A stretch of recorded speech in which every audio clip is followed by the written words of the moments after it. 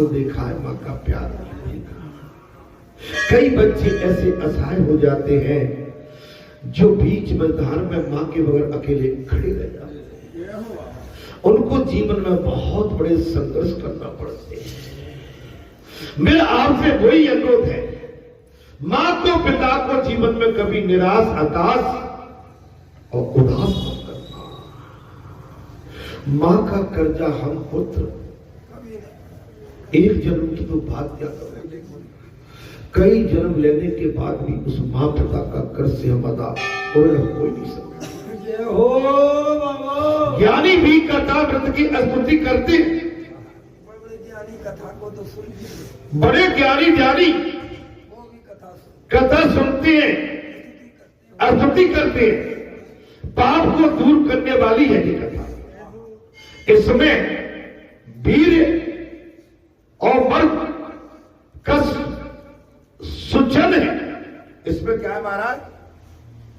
वीर धर्म का, इसमें वीर धर्म का सूचन है। सनवर के लिए कल्याणकारी है। राम कथा सुनकर करतारी, संशय विहर उड़ावा है। श्रवण के लिए बहुत सुंदर है, कथा सुनने के लिए बहुत सुंदर है। कथा मृत में यश, यश धर्म है। कथा मृत में, कथा श्रवण में यश धर्म है। लक्ष्मी युक्त है, सर्वत्र व्याप्त है। भगवान के 6 गुण है, ऐश्वर्य, वीर एवं यश, ज्ञान, वैराग्य और भी कथा अमृत से भी, अर्थात वस्त्रदान के, वस्त्रदान से अन्नदान बढ़कर है। वस्त्रदान से अन्नदान बड़ा है। कथा में बात आ गई, वस्त्रदान से भी अन्नदान बड़ा है, किंतु कथा सर्वश्रेष्ठ है। लेकिन कथा के दान से बड़ा कोई दान नहीं है। बोलो सोचे दरबार की। निरपेक्षतम, कथा करने वाला ही सच्चा भक्त है। कोई पक्षपात नहीं, कोई लेन। कथा इस समय जो चल रही है इसमें कोई पक्षपात नहीं है। दादी मत सुनना, ढोलक वाले भैया तुम मत सुनना, दादाजी आप नहीं सुनना।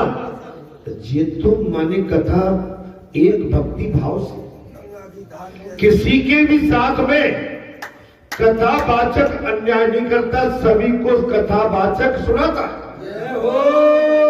आप प्रसाद बांटेंगे तो भैया को देख के कुछ दे देंगे, घर पे भोजन खिलाओगे, हम 4 को ले जाओगे, एक के साथ आपका विशेष रहेगा, उसकी थाली में बार बार बढ़िया मेवा पड़ी हुई खीर पंडित जी जैसे वो बार बार खिलाएंगे। और बाबूलाल जैसा भैया बगल में बैठा होगा, क्या बाबूलाल खीर ले होगा, और पंडित जी अरे पंडित जी ले। लेकिन कथा में पक्षपात एक वस्त्रदान से अन्नदान बढ़कर है। कथा को द्वारस भी है, लेकिन कथा सर्वश्रेष्ठ निरपेक्ष है। कथा कैसी है? निरपेक्ष। कथा कहने वाला ही सच्चा भक्त है। कथा सुनाने वाला वाचक सच्चा भक्त। ज्ञान दान से जीवन सुधरता है। कथा में प्रसंग आ गया, भगवान सुखदेव ने कहा, राजन ज्ञान दान से जीवन सुधरता है। आप तो ज्ञान है, उसको दान कीजिए। जैसे कॉलेज में फैकल्टी होती है, अध्यापक, टीचर, प्रोफेसर एंड जो भी है, कॉलेज में जाइए, स्कूल में जाइए, आपकी फैकल्टी होती है, वो ज्ञान का दान देते हैं। हम जैसे विद्यार्थियों को खड़ा करते हैं, हम जैसे बच्चों को महाराज किसी भी सब्जेक्ट में निपुण बनाते,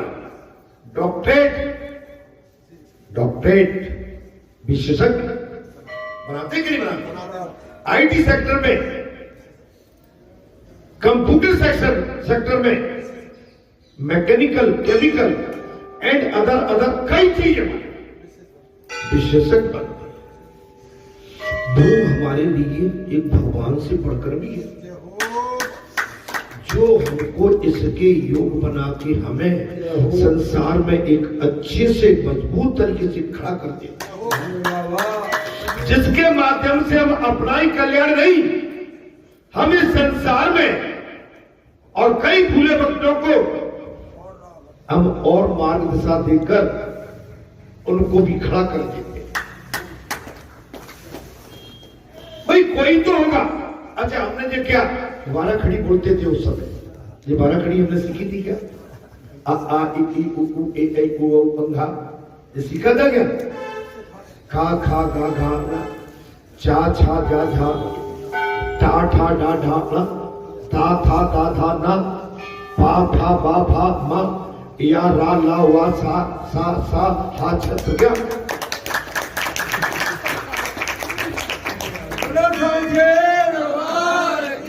आज के बच्चे बता दे, आज के बच्चे बता मेरे बाबा इनको बोलते हैं बारह खड़ी उसमें भी था कक्का किक्की कुकु के गई कुकु कुम खा खक्का किक्की कुकु के कुम गग्गा गिगी कुकु तमाम अरे कितना वो परिपक्व थे। जो गुरु हमको 5वीं क्लास तक बैठा गाँव में, बड़ी स्लेट काट की स्लेट रहती कितनी बड़ी चौक से, उस समय संसाधन नहीं थे, लेकिन उस समय पढ़ाई जो भी मिलती थी विद्या दान मिलती थी। आज वहीं से वो विद्या प्राप्त करने के बाद में हम आप सब जहां भी अपनी योग्यता रखते थे उसके अनुरूप अपने अपने दिशा मार्गदर्शन में चले गए। कोई डॉक्टर बन गया, कोई इंजीनियर, कोई कलेक्टर, कोई एसपी, कोई डीएसपी, कोई जज, कोई मजिस्ट्रेट, कोई बाबू, कोई सिपाही, कोई टीचर, पर कुछ तो बना। आपके लिए हमारे लिए संसार क्या है महाराज? ज्ञानी जो हमको अपना ज्ञान का दान देते। मैंने इसलिए ये बात कही, ज्ञान से जीवन सुधरता है। आप ज्ञान पाइए कहीं, आप अपने जितने बुजुर्ग हैं, दादा दादी हैं, आप लोग ठीक है आईटी सेक्टर में इस समय कंप्यूटर युग है, वो सीख रहे हो, अच्छी बात है। आज हम ऑपरेट नहीं कर पाते। आजकल के नए बच्चे जो आपका मोबाइल को ऑपरेटर हर कर देते, हम ऑपरेट नहीं कर पाते। हम तो पुराने जमाने के यस मैन और नो मैन। कौन है? यस और नो। इसके आगे हम कुछ जानते ही नहीं है। लेकिन आजकल का जो नवयुग है, आजकल की जो न्यू जनरेशन है, आजकल के जो बच्चे हैं, वो बड़े परिपक्व हैं। वो तो माता के गर्भ से कंप्यूटर को हाथ में पकड़ के ही आते हैं।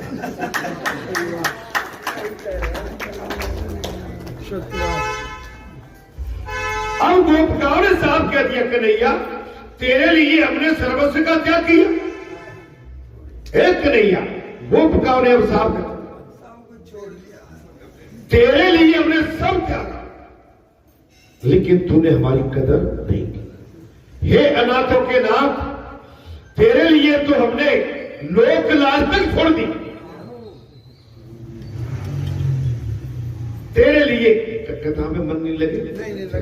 जिसको जल्दी हो चले जाना बेटा, कथा तो लंबी चलेगी, ठीक है। वो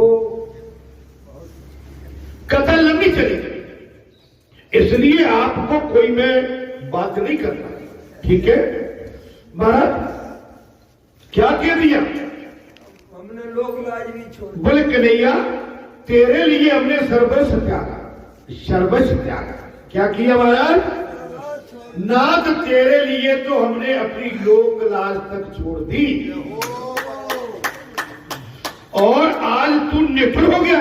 आशीर्वाद सभी पूरे आज ये सारा भाई छोड़ा, कुटुंब छोड़ा, अब कह दिया हमने अपने भाई छोड़े, कुटुंब छोड़ा, परिवार छोड़ा, छोड़ा सगा सोई, जो हमारा गिरधर गोपाल दूसरा न कोई। क्या किया महाराज?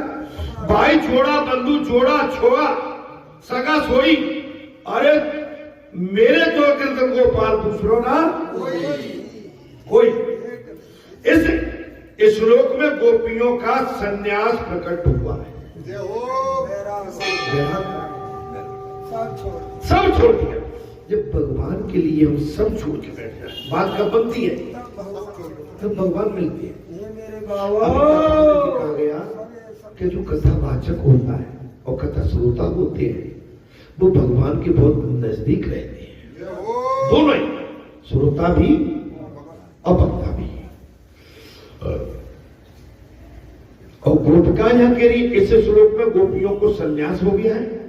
अपना चित्त अब तक, अपना चित्त अब एक क्षण भी किसी अन्य वस्तु में हमारा लगता नहीं। अब सही सही बताओ, आपका मन बालाजी धाम ग्राम बड़े ठाकुर की सेवा कहीं लगता है? नहीं, मुझे समझाने के लिए मत कहना, हकीकत में कहना। तो फिर मैं कह रहा हूं कि आप बिल्कुल, आप बेटोक महाराज रोक टोक आप भगवान से मिलने के लिए बिल्कुल पवित्रता रखते हैं। जब हमारा गोपी भाव इस तरह का हो जाता है भगवान मिलन से, तब हमें शीघ्र दर्शन देने की कृपा करें। क्या कहा महाराज? कोई वस्तु तो अब हमें शीघ्र ही दर्शन देने की कृपा। मुझे तो दर्शन गिरधारी तोरी सामरी सूरत पर बारी के पास, और कुछ नहीं, और कुछ भी नहीं, कुछ नहीं भाता है जब रोग ये लग जाता है। जब भक्ति का रोग लग जाए तो कुछ अच्छा नहीं लगता है। आप समझ लो बाबा, ये वह वेदना अहम है जिसे मीराबाई ने इन शब्दों में प्रकट किया है। ऐसी लगन लगाई कहां तू जासी, कहां तू जासी, ऐसी लगन लगाई। राजस्थानी भाषा में कहा है, हाँ, ऐसी लगन लगाई और कृष्ण कहां तू जासी, कहां तू जासी, ऐसी लगन लगाए तुम दिखे बिन कलन परत है, तुम बीते तुम देखे बिन कलन परत है, तड़प पर तड़प जिव जासी, और ऐसी लगन लगा, मैंने ऐसी लगन लगाई तुम्हें देखने के बगैर अच्छा नहीं लगता। जैसे हम और आप हैं, किसी दिन हम वहां ड्राम करते घर पर रुकते तो जबरदस्ती रुक जाते हैं, ऊपरे मन रुक गए। कैसे मन रुक गए? असली मन से नहीं रुके, मन यहां रखा हुआ।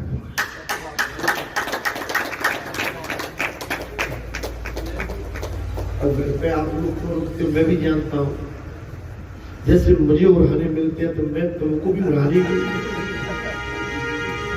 बोले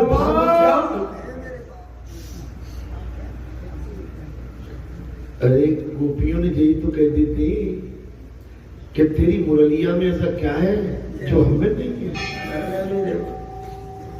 तेरी मुरलिया में ऐसा क्या है जो हम पे नहीं है? जिस सौतन मुरलिया 24 घंटे हो